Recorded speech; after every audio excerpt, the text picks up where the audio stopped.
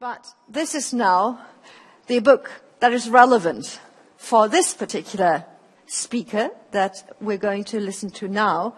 And when I met Martha Rogers just a moment ago, I said to her, it's the first time I actually meet a female guru, but I've decided that since we're creating so many new words here, I'm going to introduce her as a gurus. So just as I'm not a master of ceremonies, I'm a mistress of ceremonies. Okay, fine. That's sort of the entrance and playing with words. Martha, why don't you join us up here on stage already and get a little bit of applause. And whilst you're coming up... Thank you. Thank you, Connie. It's so great to be here. You know, I want to thank MicroStrategy for making it possible for me to be with all of you, and all of you for getting up this morning because I heard about your party last night. Sorry I missed it, apparently. It sounds like a great time. I'm happy to be here. I'm going to try to make sure this is coming out. Yeah, great. I want to talk a little bit this morning about exactly why this whole idea of trust suddenly becomes much more important than it has been before. There was a way of doing business in Japan called Toyama no Kosuri Uri. Do we have any Japanese speakers here? So you won't know or care whether I'm saying it correctly. All right, fine, then that pronunciation will do. But at any rate, this way of doing business has been used by several companies. One of them sells house-to-house medical supplies. What they do is they come into your house and they put up a medicine cabinet, and then they stock it with all the basic things every household needs from the drugstore. And then they come around every so often and they replace what you've used, and you've charged for what you've used. So basically it's sort of like a hotel minibar in your house. Now they use a little written record which they call a daifukucho. And with that record, they're able to keep track of each household and see whether or not you use more of this and more of that. And they start giving you bigger selections of some categories and smaller of others in order to adapt that to your household. Now, this sounds very much like what my co-author Don Peppers and I have been talking about for the last 20 years. So what? The answer is, the so what is that these guys have been around since about 1750. So for the last 250 years or so, these guys have been doing what we've been talking about finally coming to pass at many other companies. Now, what makes this particularly interesting is this thought. Think how much the products inside the cabinets have changed. What remains the same is the customers. There are houses, old houses in Japan that have had their little medicine cabinets for a long time. There are families in Japan that have been doing business with this company straight through for generation after generation after generation. How many brands, how many companies, how many products can say that today? It's a remarkable way to think about this idea of becoming a part of a relationship that goes on and on and on. Now, let's switch gears for a moment. In 1996, Jeffrey Bezos, you know, the Amazon guy, he was approached by some executives at Barnes & Noble who said to him, Jeff, honey, we want to do you a favor. And the favor we want to do is go ahead and buy you now. You haven't made any money yet. After all, he did have 28 quarters of losses before he ever made any money. But they said, look, we're going to help you out because our brand is so much bigger than your brand. Barnes & Noble, Amazon. And that being the case, then we're going to help you. We're going to buy you because the moment we launch barnesandnoble.com, you're going to just disappear. And Jeffrey said, thank you so much, but I think I'll just stick with what I've got, and I'm going to wish us luck, and I'll wish you luck, and we'll all do the best we can. So now let's see. Today, Barnes & Noble has a market cap of about $719 million as of a couple of weeks ago when I put these slides together. And Amazon.com has a market cap of $102 billion. And that is the difference between a product-oriented company, Barnes & Noble, an excellent, well-run, perfectly done, really, really good product-oriented company. We've got books and other products to sell. We're going to find customers for them. And a customer-oriented company. We've got customers at Amazon, and we're going to find every product that exists. How many of you shop at Amazon for anything? How many of you shop at Amazon for anything other than books, movies? I bought a refrigerator on Amazon not too long ago and had it put into my New York apartment, and that worked out just fine. Any refrigerators besides mine in here? Well, for what it's worth, you can. So that being the case, then, what Jeffrey wants is customers, and he's going to go after that. Now, how does he do that time after time after time? You know, I loved when Andreas and Matthias were talking about how to open a banana. That whole idea of thinking in a new way about something. Look, we all recognize this, right?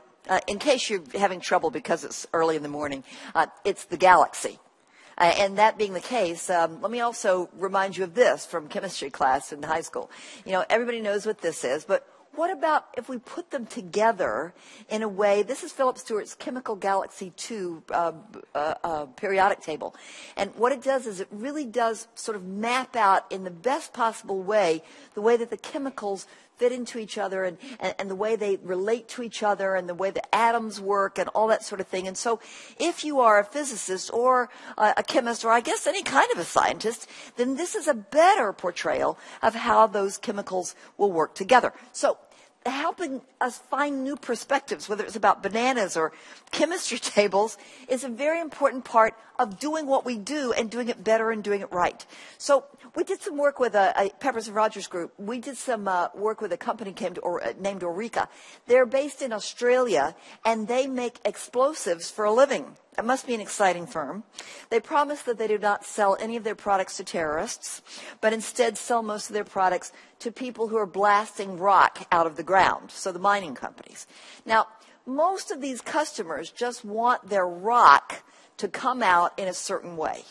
But, you know, for years and years and years, what Orica was doing was going to them, very product-oriented, and saying, you know, here's what we want to do. We want you to give us some money, and then we will give you back some explosives. Good luck. Don't hurt yourself. And they suddenly realized one day in a flash of insight that what they did for a company was actually a pretty small part of what went on for that company.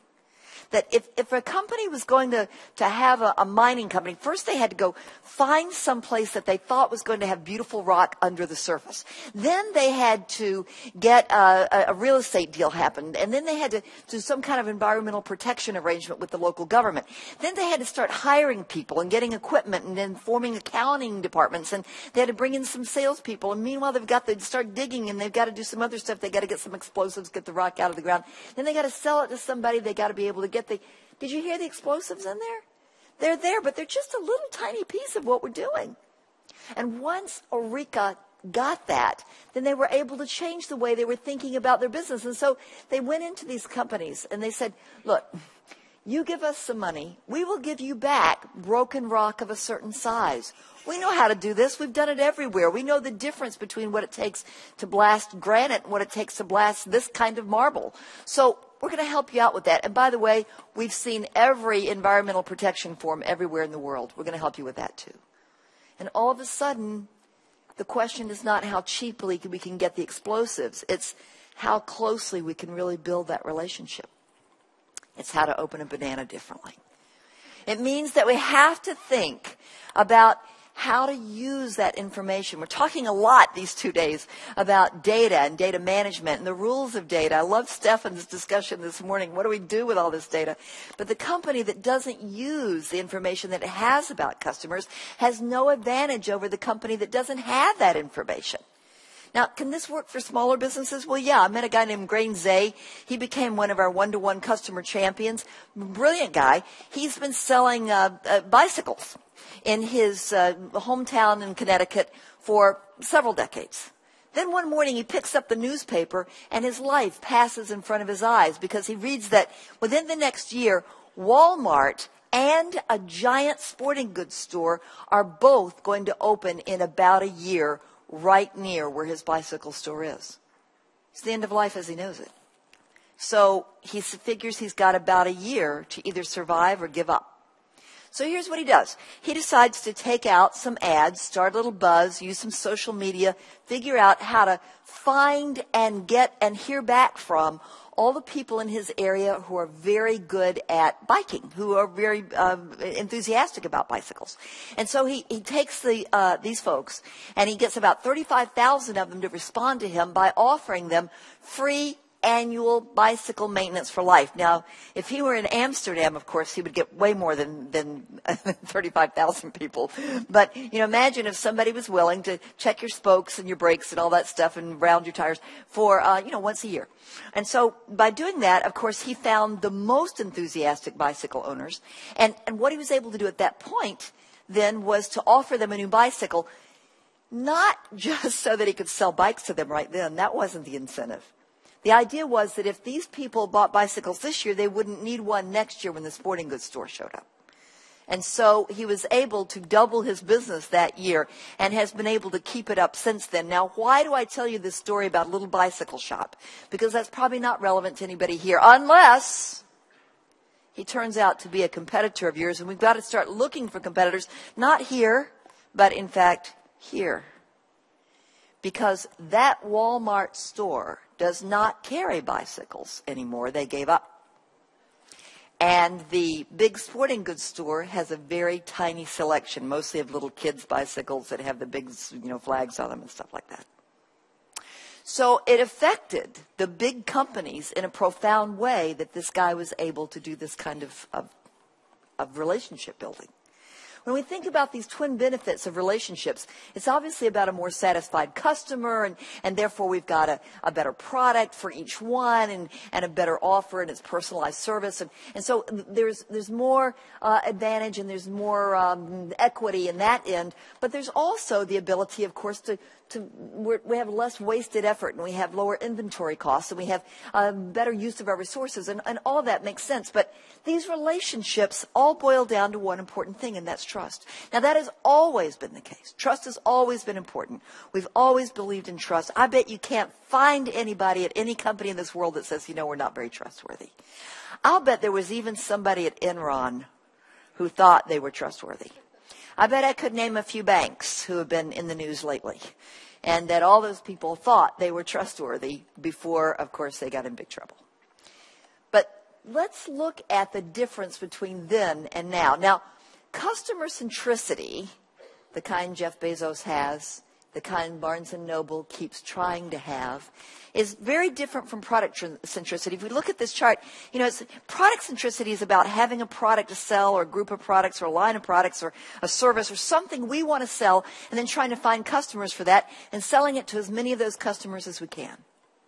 But customer centricity is about finding a customer and then trying to sell to that customer as many products as we can over the entire lifetime of that customer's patronage with us. So instead of just thinking about how to win more market share, which is always a good thing, we're not against it, we're all for it, but instead of focusing on that with our to-do list every day, we're instead thinking about how do I get a greater and greater share of each customer's business.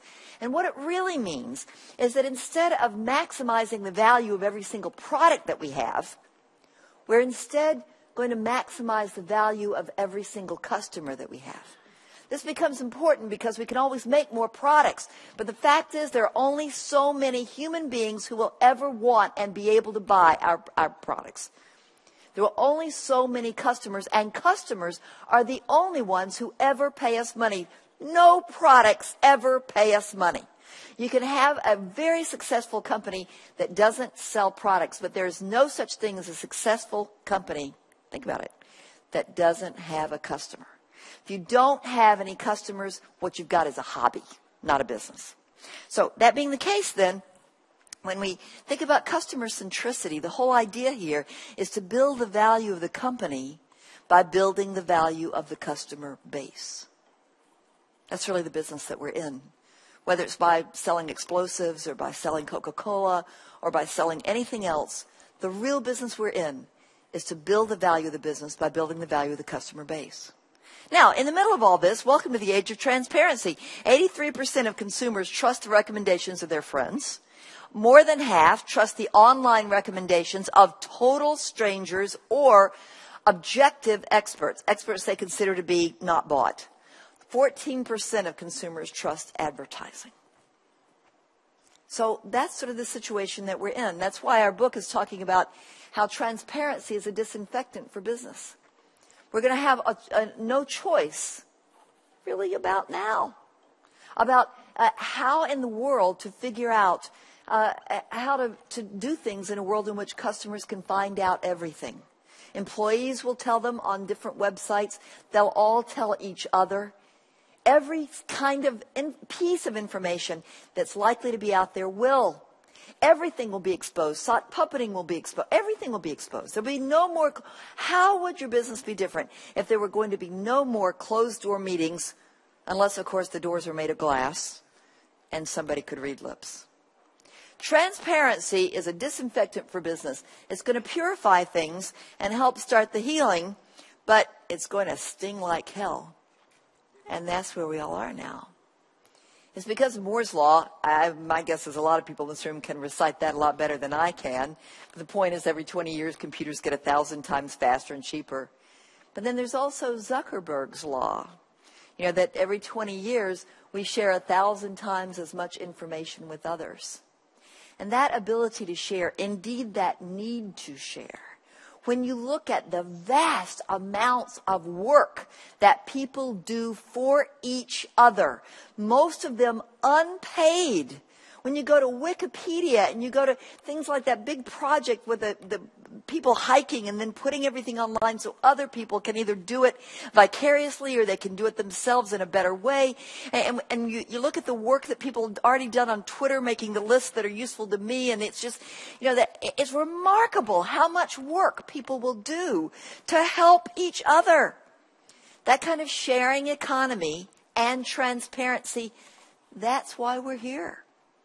Strategically, what do these new technologies mean? Now, imagine for a moment that you're a food source for bees. I raised boys, so I was well acquainted with the Science Channel. And if you remember the Science Channel, then you remember that if you're a food source for bees, that means you are a flower. Very good. Now, that being the case, any bright colors or a sweet fragrance will get any exploring bee within about a 2-kilometer radius to come by and take a look. But that bee is only going to go back to the hive and do that little waggle dance that they do to tell their buddy bees where to go find you as a flower if they really, really love the nectar. Now, what does that mean for us? It means that in the absence of communication among your customers, then traditional old advertising ruled. But these days, if customers can all talk to each other, then it's really the customer experience that counts. Even the customer experience of the advertising, as we saw in that wonderful presentation just a moment ago.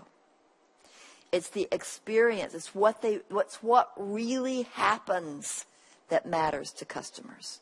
So we know that customers create the most value for us when we create the most value for them. And that happens the most when they can trust us to do things for them that make the most sense for them. So as we're going forward, we're going to need to think very carefully about what that old-fashioned trust and trustworthiness really needs. And when we think about what that means, we're going to find that, in fact, traditional trust isn't going to be enough. It's not going to be enough because it hasn't ever really been enough. But as we're going forward, we're going to have 3 requirements for extreme trust. First of all, we're going to have to really intend to do the right thing for customers. All companies think they do this, but in fact, when push comes to shove and those short-term numbers are due, we'll end up cutting something that's really good for customers. And in many cases, many companies today are not even oriented toward alignment of what's best for us and best for customers. So we're already seeing some dramatic changes at the top in this regard. But in addition to that idea of doing the right thing, there's also the idea of competence, doing things right, making sure that we believe in this idea of being trusted enough to actually invest in getting the right hand to know what the left is doing and making it right, making it less work for customers, and making sure that we just don't make a bunch of dumb mistakes. And here's what makes it really different now. Doing those proactively, making sure that if we do create a problem, that we get out in front of it, that we apologize about it beforehand. I had a problem with Delta Airlines. Don't fly Delta. Just stay off Delta. There's just, I mean, really, I'm a million miler on them. And so, you can see that I'm an authority on this subject. Don't fly Delta. And when you think about Delta, they've lost 2 bags of mine. I've never had a bag disappear on any other airline, including the other ones that I'm a million miler on. And the second time, it's just a horrible experience. And they make you work and work and work like crazy. And finally they say, okay, we've got to give up. Here are the forms you fill out. They're formidable forms. They're horrible. And when you finally do it, they give you the minimum amount of money they can. And nobody ever said, I'm sorry. Nobody ever said, we're really sorry for how much trouble this has been for you. Now, let's compare that to what happened on JetBlue. JetBlue was one of those days where they had a mechanical problem, and so the plane was delayed, and it was about 4 hours. It's kind of a long time. When everybody was getting off the plane, they handed everybody a voucher. Everybody got a voucher. We're so sorry, and here's what you get in exchange for that. Everybody gets a voucher. They didn't make you, ask for it first. They didn't make you jump through hoops and go to this website and fill out this form and have a password. And they didn't make you do all that. That's the difference between being proactive and not being proactive. Let's face it, customers are more powerful than they've been in a long time. HSBC found that out. They had a policy for years where they weren't charging college students overdraft fees because, nearly all of them would make good on it later anyway, and for those checking accounts. And that worked out great, but they decided, it would be nice if we could get those fees because fees are great, they're profit. And so they reinstituted it over the summer while they thought nobody was looking. But when the students came back in the fall and said, hey, what the heck's going on? And they sort of got together on Facebook and they organized a protest and they said, we're going to all take our business to other banks. We're never going to come back to HSBC in our lives. HSBC was forced to reinstate their original policy. That's powerful stuff. I mean, yeah, you've got Arab Spring sort of turning over the entire government of nations, but, this is powerful too, right? So when you think about that, then what else can customers do? And so we see this idea of trust becomes a very important one that is not just something that, is a good touchy-feely kind of thing, but really affects the bottom line, really affects the ability to compete for this customer's business today, and what he's going to say about us and our competitors in the long run. Way back in the 1900s, you remember that? Way back in the 1900s, it was enough to be competent and have good intentions. Wasn't easy, and not everybody did it even then. But to be competent, to do things right, and to have good intentions, do the right thing. But now what we're looking at is doing things right, doing the right thing, and doing them proactively. Looking out for customers who are not paying attention. Looking out for customers who may not be perfectly knowledgeable about what we're trying to sell them and do with them. Because honeybees dance about everything. This may be my new favorite website. Don'tDateHimGirl.com. And if for some reason it's been a little quiet period for you, gentlemen, you may just want to check yourself out and see how you're looking. Actually, a friend of mine, this is a true story, she met a guy, 1 out of every 8 marriages in the U.S. now is between 2 people who met online. And so a friend of mine met a guy online and everything was going great. And then a mutual friend of ours said, check him out, and turned out that it was a scam. He was a terrible person. So there it is. And one thing that's true, whether you're a bad guy in the dating circuit or whether you're a company that does something that's really awful, is that if you screw up, the news is going to be out there immediately. It's going to be out there everywhere, and it's going to be out there forever and ever and ever, because the fact is you cannot un-Google yourself. Or, as one of the visitors to our website, one-to-one.com, we're so blessed to have the brilliant people who come on and share their blogs and comments with us. And one of them said it exactly right. You can't take something bad off the internet. That's like trying to take pee out of a swimming pool.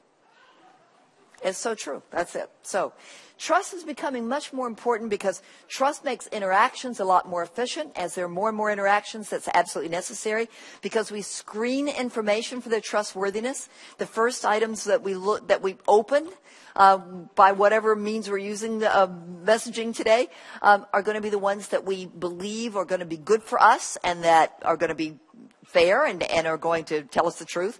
And finally, interaction generates transparency. The more we expose stuff by talking about it, the more transparent everything is. So really, when we think about extreme trust, that's proactive trustworthiness. It's what we call trustability. The real ability to be trusted. It's no longer sufficient just to refrain from cheating or deceiving customers. In fact, I loved hearing Stefan talking about, all the fine print, a little tiny fine print. Here's a radical idea. If you have tiny fine print that your customers are required to sign off on, but very unlikely to read, agree with this statement before you can go any further, then you're probably not a trustable company yet. Radical. Okay. So earning trust sometimes requires making a deliberate balance between the long term and the short term. Now, that's obvious, but that means we're acting in the customer's best interest. Those of you who are Amazon fans, as I am, if you order, I do this sometimes, order a book on Kindle that I've put on there about 6 months ago intending to read. I haven't read it yet. And somebody will mention it and I'll add it to Kindle. And Amazon will say, Martha, you've already got this book on this Kindle. Or, Martha, you've already ordered this book. Are you sure you want another one? Happy to give you another one. But, if they didn't do that and they took my $6.95 or my $9.95, I wouldn't even blame them. It would be my fault. What a dummy thing for me to do. But they don't do that. They make it easier for me. Why would I ever want to go somewhere else where they might not know I already have that book? So it makes a lot of sense for them to have a situation where I trust them and they trust me and we do pretty well together. Now, some companies will say that's impossible. How can you just turn down a sale like that? Well, think of it this way, because we're moving into a period in which if you don't do that, the chances are pretty good that your customers will see the choice and they will choose to do business with a kind of company that's looking out for their best interests. Lots of people today are asking, how can I use all this new social media to sell more to my customers? Wrong question. That's not the right question. The right question is, how can I use any tool to better understand each of my customers? Now, understand what they're talking about, and then to build a more trusting relationship with each one of them. We have to look through the right end of the telescope. Not just how can we sell more, but how can we help participate in making this work for customers? So here's a perfect example of a company that kind of did it the wrong way. One bank routed calls from its very most valuable customers to a special group within its call centers. So if you were an average customer and you called and you had a problem or a question, then you'd be handled perfectly and off you go. And they had a very good rating for customer service. But if you were one of those really valuable customers, why, they put you right into this special treatment office and then they tried to sell you something before you could get your problem solved or your question answered. And then they wondered why so many of those really valuable customers were leaving. That's thinking about it from the wrong end. Things are not always what they seem. If you look at this, what color do you think that box over on the left is? Is it A or is it B? It's hard to tell from where it is, but a lot of people might think it looks a lot more like A. But when we put it over there, we see, oops, really it's a lot more like B. It's hard to tell what things really are. So if we ask companies, how good is your customer experience? It turns out that in one study, 80% of corporate executives said that their company delivers a superior customer experience. But only 8% of their consumers agreed. Things are not always what they seem. Trustworthy, then, is not good enough. You have to be trustable. And by that, let me just point out some of the differences. Let's just take a little test here. Let me ask you a question. If your company carefully follows the rule of law and you train people on ethics policies to make sure that they are complying with all those laws, then isn't that trustworthy? And the answer is yes. Take a bow. That's really great. That is trustworthy, but it's not yet trustable. Because a trustable company doesn't just follow the rule of law, but also follows the golden rule. The do unto others as you would have them do unto you. And builds a corporate culture around that principle of treating people the way you'd want to be treated. If you are trustworthy, then you're doing what's best for the customer whenever possible, balancing that, of course, against the company's needs. Who could argue with that? That's a good thing to do, right? But a trustable company designs its business to ensure that what's better for the customer is financially better for the company overall. That gives some companies work to do. A company that's trustworthy fulfills all its promises to customer and does what it says it will do and does it efficiently. If you do that, you can be a trustworthy company. But if you want to be a trustable company, a company practicing extreme trust, then you're going to have to follow through on the spirit of what you promise by proactively looking out for customers' best interests. A friend of ours has a grown daughter who just moved in Chicago from one small apartment to another. She rented a little truck from a small company in Chicago. And at the end of the day, she realized she's got to get across town. Now there's getting to be end-of-day traffic. It's really a problem. What's going to happen? And she's got her stuff in the back, and she's got to unload that last load, and then she's got to get the truck back. If she doesn't do that by 5, she's got to pay for another day. Oh, dear. And about that time, she gets a call on her cell phone. And it's the truck rental company. And they said, how you doing? She said, oh, terrible. I'm trying to get in. They said, look, we don't need the truck until 6. Just take your time, bring it back. Don't worry about it. Drive safely. Wow. That kind of proactive way of doing things. Who do you think she recommends to everybody she knows in Chicago who might need a truck? Manages and coordinates all brand messaging to ensure a compelling and consistent story. That is what trustworthy companies do. What an important thing to do. We're finally getting there, right? That's great. That's very trustworthy. But if you want to be trustable, what we've got to do is to recognize that what people say about us is much more important than what we say about ourselves. And instead of just thinking about how to use a loyalty program for churn reduction, win-back initiatives to retain customers longer, all those very important. But a trustable company seeks to ensure that customers want to remain loyal because they trust the firm to act in their own best interest. And then finally, a trustworthy company focuses on quarterly profits. I know none of you do this, but I've heard that even companies that think of themselves as trustworthy focus on quarterly profits as the most important, comprehensive, and the most measurable key performance indicator. But a truly trustable company is going to use customer analytics to balance the current profits against changes in actual shareholder value that's represented about how much customers are worth in the long run in terms of customer equity. When we think about doing business in the age of transparency, look, we know that social networks are really evolving in a path-dependent way, and therefore, path dependency sort of evolves on its own, and it's kind of this crazy thing. And so that means that one of the most important skills that new executives can develop is really to deal with how unpredictability. That's why in our book we have 6 strategies for dealing with unpredictability. I wish we had a lot more time to talk about those.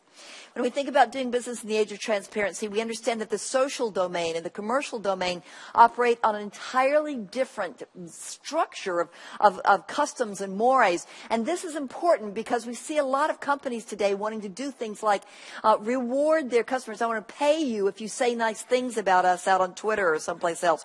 Put us up on Pinterest. But that's a mistake because people only want to share in order to share. They don't want to be paid for it. We have to find other ways to reward them besides giving them discounts or money or anything else. What we have to do is recognize them. We have to provide them with some kind of ability to be able to talk even more to a broader audience or something, but we have to make sure we don't mix those up. That's why we have 4 ways in the book to talk about influencing the influencers without cash incentives. Doing business in the age of transparency, this idea of social production becomes very important. So we have a lot of ways of thinking about free revealing and how we can actually draw in people who want to share with each other and make that work. We want to make sure that the world is, because the world is not perfect, when brands maintain that they are perfect, it doesn't ring true. So we have to understand how important it is to admit our own vulnerability, to learn how to apologize correctly, and how to put a human face on the company. In fact, the numbers show us that 1 or 2 negative customer reviews will actually convert to a sale more effectively than all positive customer reviews. I'm assuming that everybody in this room allows customers to come to our websites and to leave comments and ratings and that kind of thing, because they're going to do it. We just either can be part of that conversation or not. Dealing with a supernova of data, dealing with this huge explosion of data will require skill with numbers, but human biases will often color those anyway. We have to look no further than the politicians to see that. And if you don't believe it, we tell a story in our book about this guy. In the 1970s, a man won the Spanish lottery. He won a ticket that he had specifically chosen because it ended with a 4-8. He was very proud of his winning number and his strategy for winning. He said, I had 7 nights straight when I dreamed about the number 7. And 7 times 7 is 48. And therefore, that's why I won the lottery. So, listen, we know there's a lot of bias out there about this stuff. And we know that part of that bias, as we've said before, is that 90% of CMOs believe that customers trust their own company's brand as much or more as they trust their competitors' brands. So, as we said before, things are not always what they seem. Because customers are looking at how trustworthy our company is relative to all their experiences with all other companies. So it doesn't help if all we're doing is looking at how much our trustability is improved over what it was, say, 6 months or a year ago. We have to make sure that we're at the top of all companies.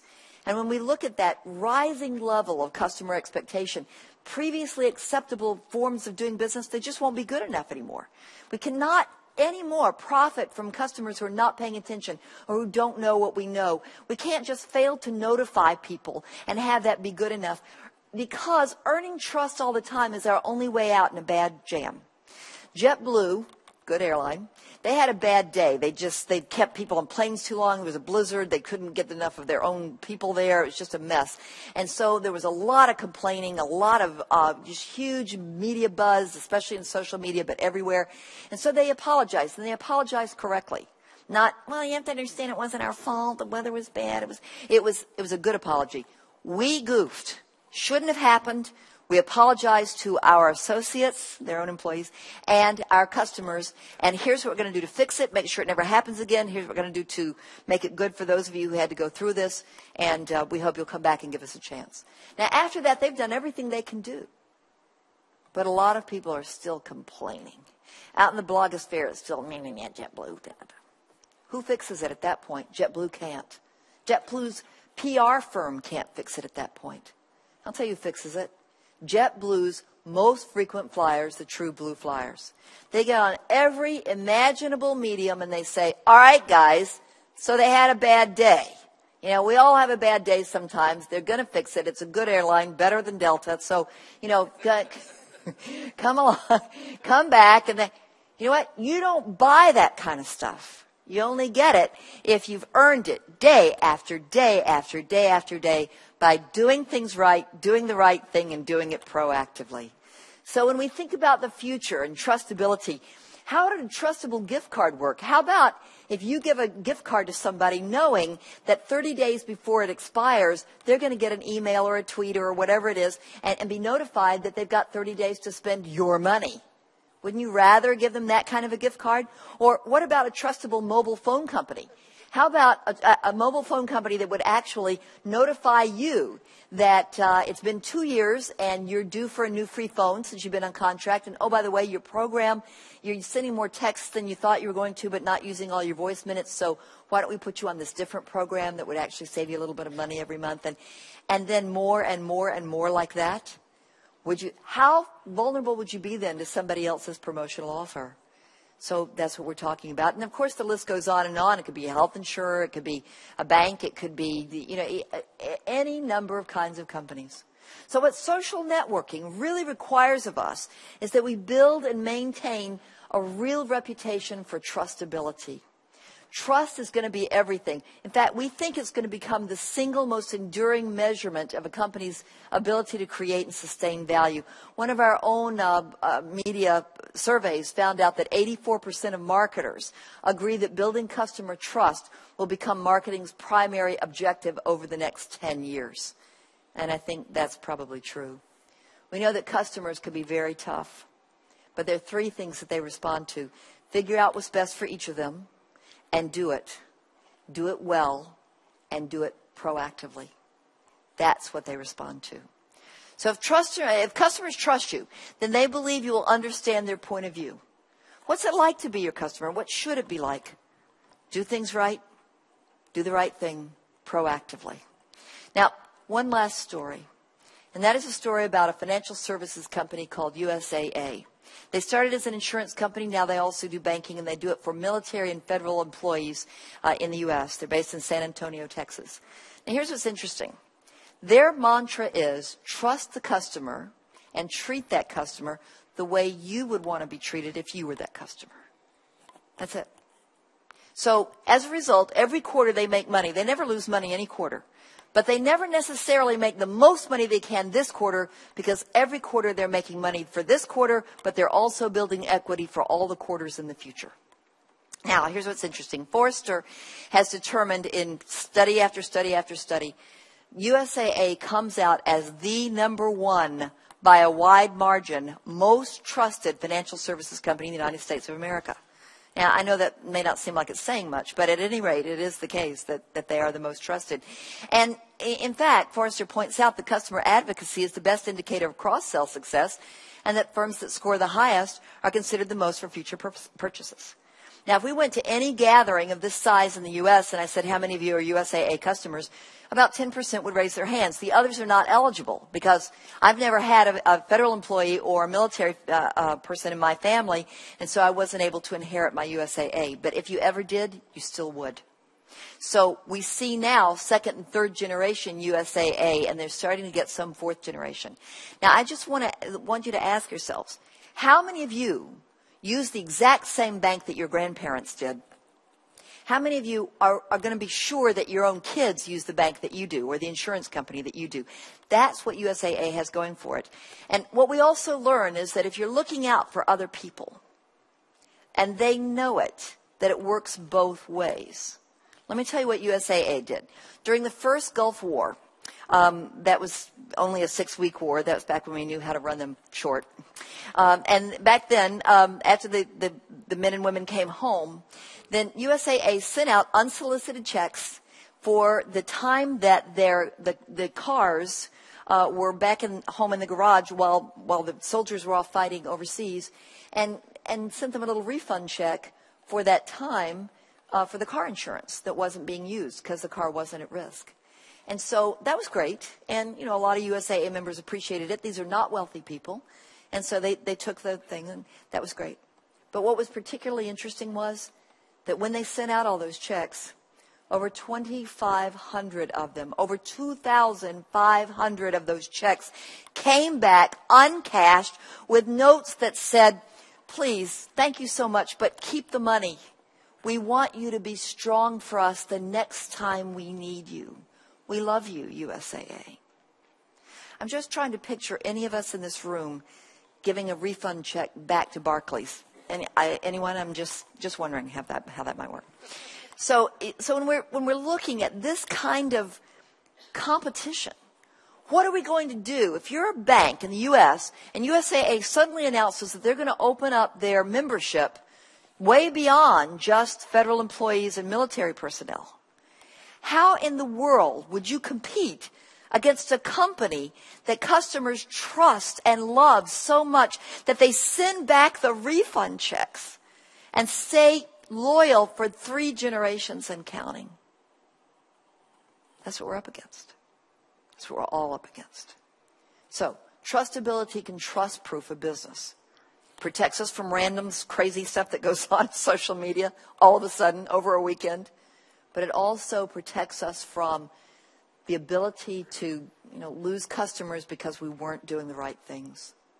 We know that a culture of customer trust drives a lot of the leading firms. And what really makes these companies different with their culture of customer trust is they're not just selling something. They are really building the value of their customer base. That's how they build shareholder value. With these rising levels of transparency, they're going to raise the standard for everybody. And those who don't get with it are just not going to be there. Look, it's the technology that's driving us. And we have no choice but to either, get on that train or lie down on the tracks and get run over. So it's no longer enough simply to refrain from cheating or deceiving customers. A friend of ours had the wrong credit card for a long time. He realized he hadn't really paid attention when he checked it, when he got it, and he wasn't getting any points, and he wasn't getting any miles, and he wasn't getting any cash back. He wasn't getting anything, and he went into his bank and he said, "Hey, I'm a private banking customer. You're supposed to be reviewing me every 6 months." "Oh, we do, sir. We check your accounts." "But you've been letting me use this credit card for the last 5 years." "Well, sir, that's the one you picked out."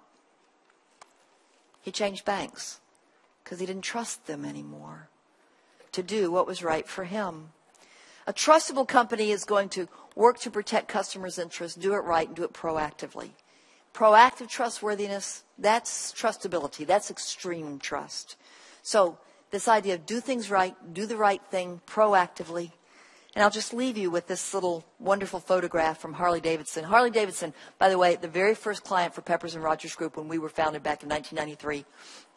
And they did it back when they were at the top of their game. And that's when they wanted to start building relationships. Now their 2%ers are the ones who really look like those Harley owners, right? And I think it's a really important point that this is a company that can really tell when its customers love them because they actually tattoo the logo of the company on their bodies. Now I just want to ask how many people in this room represent companies whose customers are tattooing their logos on their bodies? It's just a thought. Maybe it's a new key performance indicator. I'm just going to suggest, maybe it's something to work toward. It's kind of a social medium if you think about it, but it's a way of thinking about things. So I want to leave you with that. I look forward to seeing you. I'll be around for most of the day, and so if you have questions or anything we want to talk about, I'd love to talk to you about them. This is my favorite subject. Talking to you saves the people on the street from me running up and having to collar them, and I'd love to see you on Twitter or on any of our websites, one-to-one.com or peppersandrogersgroup.com. Thank you so much, and it's a terrific conference. Make the most of it. Can't wait to see your results. Thank you. Thank you. Thank you, Connie.